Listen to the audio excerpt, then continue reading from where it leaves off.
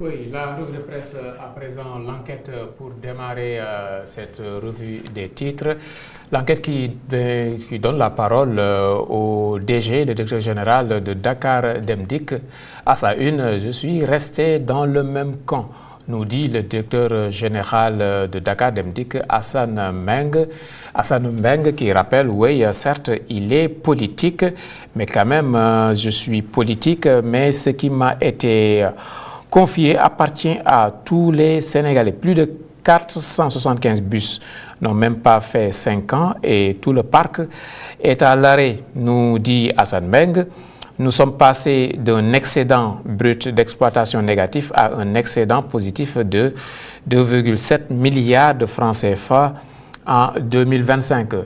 Donc Dakar Dem Dikk se porte bien selon Hassan Meng, même si les bus se font rares.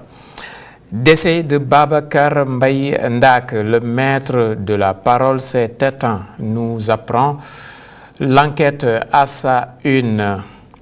Après l'enquête, l'As quotidien nous parle de Déthié Fall, Moustapha Guirassy, Cheikh Tidiane Dièye, Boubacar Camara et Cheikh Bamba Dièye.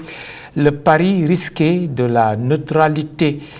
Le pari risqué de la neutralité pour ces figures politiques qui sont dans la majorité entre essoufflement des partis traditionnels, absence d'alternance crédible et duel au sommet de l'État. Pastef qui raille le duel fatal. Toujours à la une de l'As quotidien. Le quotidien, l'APR se cherche, reconfiguration politique donc, l'APR se cherche. Départ vers Kiraï, absence de maquis, création de mouvement, absence de leadership. Oui, l'APR est en train de se chercher et Kiraï s'en frotte les mains. Électrification de 750 villages, laser se branche chez des Allemands. Cour commune d'arbitrage de l'OHADA, Hélène Sarr, élue, juge tout simplement. Le soleil à présent, le soleil politique minière, l'État relève ses ambitions. Le ministre Cheikh Oumar Seck dévoile les grandes lignes de sa nouvelle politique minière du Sénégal. Porter la participation de l'État à 25%, transformer les ressources sur place et faire émerger un secteur privé national fort. C'est ce que révèle le ministre Cheikh Oumar Seck et dans le secteur minier. Touba étoffe son offre de soins. C'est ce que nous apprend également le Soleil. Lancement des travaux de l'hôpital privé. Djali Batoul Marahib par le chef de l'État. Décès de Babacar Mbaye Ndak. Le Soleil nous en parle également. Le patrimoine oral perd un héros. Et après le Soleil, les Échos. Les Échos à sa une, gestion du pétrole et du gaz sénégalais. Litieux ébranle Petrosen et traque les hommes de l'ombre. Donc c'est Litieux qui ébranle Petrosen et qui traque les hommes de l'ombre entre guillemets. Absence totale de traçabilité sur la commercialisation exacte des parts revenant à l'État. Impossibilité de réconcilier les volumes enlevés par les traders et les montants réellement encaissés par Petrosen, difficulté d'identifier les personnes physiques qui possèdent ou contrôlent les compagnies. Le Sénégal, sous la menace d'une rétrogradation, c'est la question que se posent les Échos dans la gestion du pétrole et du gaz sénégalais. Livraison des infrastructures pédagogiques de l'Université du Sine Saloum. Diomaye délivre enfin les élèves et étudiants du centre. Et c'est ce que nous dit les Échos à sa une. Décision politique, Abdoulaye Sow s'affranchit totalement de l'APR. Abdoulaye Sow quitte l'APR totalement. Il lance une structure nationale le 29 août à Dakar. Plus de 20 000 personnes attendues à ce lancement. Donc Abdoulaye Sow qui tourne le dos à l'APR et à Macky Sall officiellement. Libération, vente de produits alimentaires périmés avec des dates trafiquées.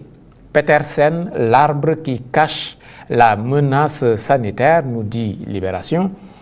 L'enquête de la sous-brigade départementale d'hygiène de Dakar, ouverte après une vidéo diffusée dans les réseaux sociaux, révèle qu'une importante quantité de ces produits périmés a été distribuée à travers le territoire national par un certain Paptal qui travaillerait avec une femme dénommée Ndeye.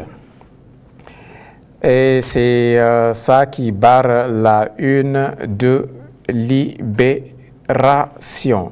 Libération qui nous parle également des réquisitions de la sûreté urbaine sous le sceau du parquet financier qui ont tout déclenché.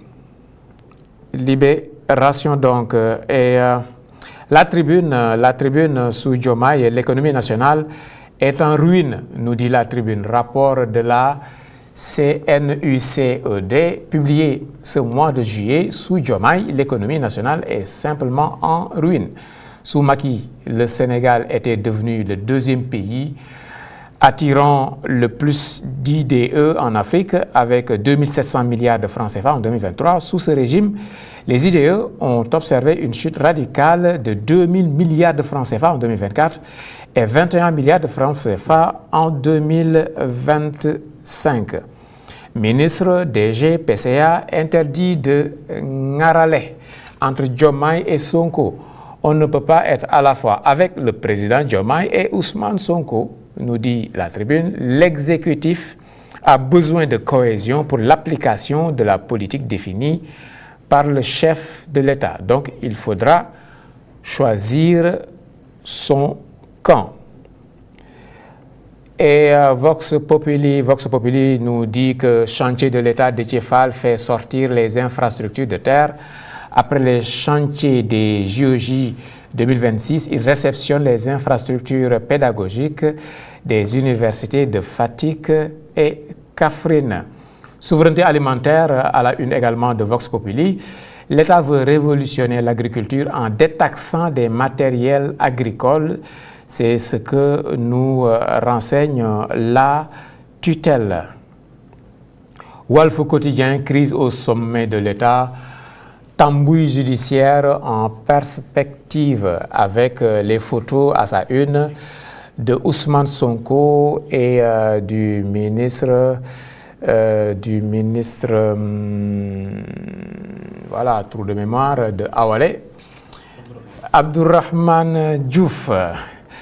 Et transfert à Gimnasia, Silla rebondit en Argentine. Là, il s'agit de basketball.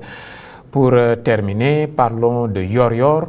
Yor-Yor qui met à sa une Diomaye Faye. Oui, la transhumance du système sous le parapluie de Kiraay. Il nous parle de transhumance du système.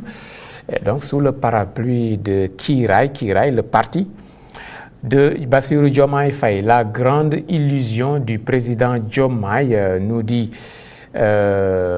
Yor-Yor, en officialisant avec faste la création de son parti Kiraay, les patriotes républicains. Le président scelle un virage politique vertigineux qui rompt avec le mouvement patriotique.